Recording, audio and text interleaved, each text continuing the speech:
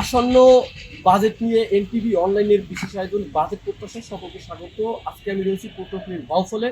আপনারা জানেন যে 25-26 অর্থ বছরের যে বাজেট সেটি বর্তমান অন্তর্বর্তীকালীন সরকার ঘোষণা করবেন। তো এই বাজেট নিয়ে উপকূলীয় উপজেলার শিক্ষকদের প্রত্যাশা কি, তাদের ভাবনা কি, সেইটি আমরা তুলে ধরবো আপনাদের কাছে। পৃথিবীর উন্নত দেশগুলোতে যদি আপনি লক্ষ্য করেন, সেখানে শিক্ষায় বিনিয়োগের হার বেশি। তো সে কারণে আমার প্রত্যাশা হবে এই বাজেট যেন শিক্ষা বান্ধব হয় এবং বাজেটে শিক্ষা খাতে আরও যেন বাজেট বরাদ্দটা যেন একটু বেশি হয়। কারণ শিক্ষা যদি জাতির মেরুদণ্ড হয়, আর মেরুদণ্ডকে যদি আপনি প্রাথমিক পর্যায়ে যদি চিন্তা করেন, তাহলে এই খাতে আরও বেশি আর্থিক সহযোগিতা প্রয়োজন। যেমন ধরেন আমাদের ভৌত অবকাঠামো উন্নয়নের জন্য এটা প্রয়োজন। এছাড়া আমাদের যে প্রান্তিক বিদ্যালয়গুলোতে, মানে প্রত্যন্ত অঞ্চলের বিদ্যালয়গুলো এখনও, চরাঞ্চলে বিভিন্ন জায়গায় বিদ্যালয়গুলো এখনও ভৌত অবকাঠামোগুলো ওইভাবে তৈরি হয়নি।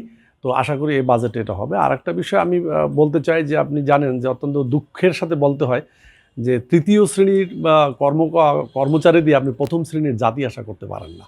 এটা খুবই দুঃখজনক। প্রাথমিক বিদ্যালয়ের শিক্ষক তৃতীয় শ্রেণীর, এটা আসলে হয় না। তো সে কারণে আমাদের দীর্ঘদিনের দাবি, আমাদের দীর্ঘদিনের আন্দোলন যে প্রাথমিক বিদ্যালয়ের শিক্ষকদেরকে এবং সকল শিক্ষকদেরকে একটা মানসম্পন্ন জায়গায় নিয়ে আসার জন্য। সহকারী শিক্ষকদের দীর্ঘদিনের দাবি, একটা আন্দোলনও চলমান, দশম গ্রেডের দাবি। তারা যাতে অন্ততপক্ষে দ্বিতীয় শ্রেণীর একটা মর্যাদা পায়, তারা যেন আর্থিকভাবে যেন সুন্দরভাবে ভালো থাকতে পারে, এটা সরকারের সদায় বিবেচনা করা উচিত বলে আমি মনে করি।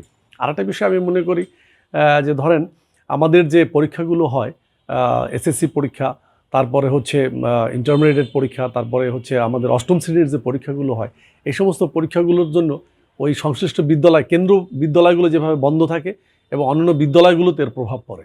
যদি প্রত্যেক উপজেলা একটা পরীক্ষা কেন্দ্র থাকে, সারা বাংলাদেশে যদি পর্যায়ক্রমে সকল উপজেলাগুলোতে এভাবে পরীক্ষা কেন্দ্র থাকে, তাহলে সংশ্লিষ্ট বিদ্যালয়গুলোতে এইভাবে দীর্ঘমেয়াদী বন্ধ থাকে না। আমাদের হয়তো সমাপনী পরীক্ষা আগে ছিল, এখন হয়তো বৃত্তি পরীক্ষা আসবে। দেখা গেছে আমাদের এই পরীক্ষার কারণে বিদ্যালয়গুলো বন্ধ থাকে। সরকারের কাছে প্রত্যাশা বাংলাদেশে পর্যায়ক্রমে হলেও যেন এরকম হয়, যেন একটা পরীক্ষা কেন্দ্র থাকে, বিদ্যালয়ে যেন আলাদা ভেন্যু থাকে পরীক্ষার জন্য। আমরা বেসরকারি শিক্ষক, যেখানে বাংলাদেশের 97% শিক্ষার্থীদেরকে শিক্ষা দিয়ে থাকি, অথচ সেই শিক্ষকরা আমরা বিভিন্নভাবে বৈষম্যের শিকার হচ্ছি। যদিও দেখা যায় গ্রাম পর্যায় থেকে শুরু করে সেই শহর পর্যায় পর্যন্ত গেলে শহরের যত ভালো ভালো নামি দামি স্কুল আছে, সেই স্কুলগুলোও কিন্তু বেসরকারি স্কুল। কিন্তু সরকারি যত সুযোগ সুবিধা দেওয়া হয়, সব কিছুই সরকারিদের জন্য দেওয়া হয়। আমাদের জন্য বিভিন্ন রকমের বার দেওয়া হয়, পরীক্ষা এত % পাস করতে হবে, নইলে তাদের এমপিও ভুক্তির যে একটা নাম থাকে সেটা থেকে তাদের নামটা কেটে দেওয়া হবে। অথচ সরকারিদের জন্য কোনো রকমের এগুলো নির্ধারণ করা হয় না। অথচ টাকার ক্ষেত্রে, ভাতার ক্ষেত্রে এটা আমরা দেখতে পাই, প্রতি ক্ষেত্রে আমাদের সাথে বৈষম্য করা হচ্ছে। দীর্ঘদিন এই চাকরির অভিজ্ঞতায় দেখেছি, সেই 2004 সাল থেকে 25% উৎসব ভাতা দিয়ে আসছে সরকার। অথচ আজকে সেই 2025-এ এসেও আমরা 25%-এও আছি। এখন আমাদের এই বৈষম্য দূর হচ্ছে না। যেখানে আমরা জানি সরকারি চাকরিজীবীরা তারা 40%, অর্থাৎ বেসিকের 40% তারা বাড়ি ভাড়া পেয়ে থাকেন, আর সেখানে এমপিভুক্ত শিক্ষকদের মাত্র 1000 টাকা বাড়ি ভাড়া দেওয়া হয়। অন্যদিকে একজন সরকারি চাকরিজীবী যেখানে মাসে 2500 টাকা উনি চিকিৎসা ভাতা পেয়ে থাকেন, একজন বেসরকারি শিক্ষক সেখানে মাত্র 500 টাকা পান, যা দিয়ে এই শিক্ষক একটা পরিবারের পক্ষে কোনো মতেই শুধু একটা গ্যাস্ট্রিকের ট্যাবলেট ছাড়া মনে হয় অন্য কোনো ঔষধ কেনা সম্ভব হয় না। তো এই বৈষম্য দূরের জন্য আমি আশা করব অন্তর্বর্তীকালীন সরকার, ডক্টর মোহাম্মদ ইউনূসের সরকার, যিনি একজন শিক্ষক ছিল, আমি আশা করব এই ইউনূস সরকার বেসরকারি শিক্ষকদের জন্য কিছু করে যাবেন। সাধারণ জনগণের বা শ্রমিকদের সন্তানরা পড়াশোনার ক্ষেত্রে শিক্ষা উপকরণের দাম তাদের নাগালের বাইরে। বই পুস্তক এমনভাবে প্রণয়ন করা উচিত যেন গাইড নির্ভর না হইতে। আমার প্রত্যেকটা বইতেই যেন সকল শিক্ষা উপকরণের ভিতর আমরা যেন সরকারিভাবে বরাদ্দ এমনভাবে থাকে বইতে, বইগুলা বিস্তারিত উদাহরণ সহকারে যেন সকল স্ক্রিপ্ট বর্ণনা করা থাকে, যাতে তারা গাইড নির্ভর না হয়, কোচিং নির্ভর না হয়, ক্লাসমুখী হয়।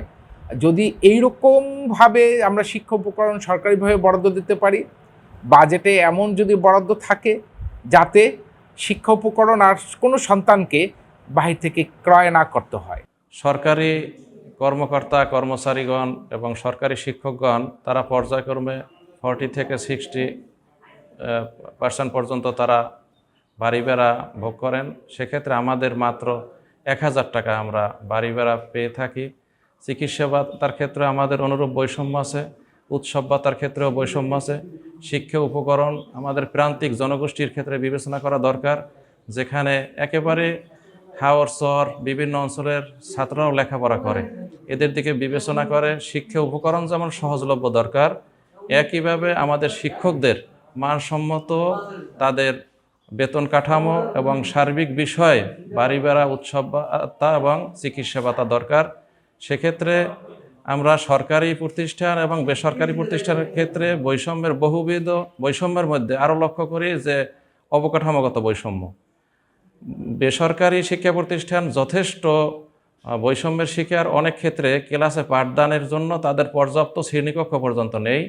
ভবনের কথা দূরের কথা, গাছতলায় আমরা এখনও অনেকে একটা রুমের মধ্যে 2-3টা শ্রেণী ক্লাস নিতে বাধ্য হই। অনেক ক্ষেত্রে অফিস কক্ষে আমাদের শিক্ষকদের মিলনায়তনে আমরা ক্লাস নিতে বাধ্য হই।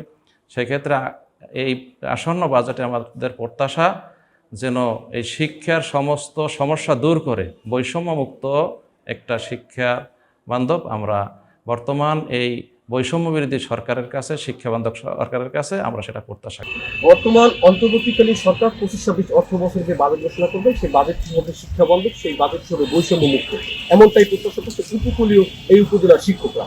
M A Hannan, NTV, Bauphal.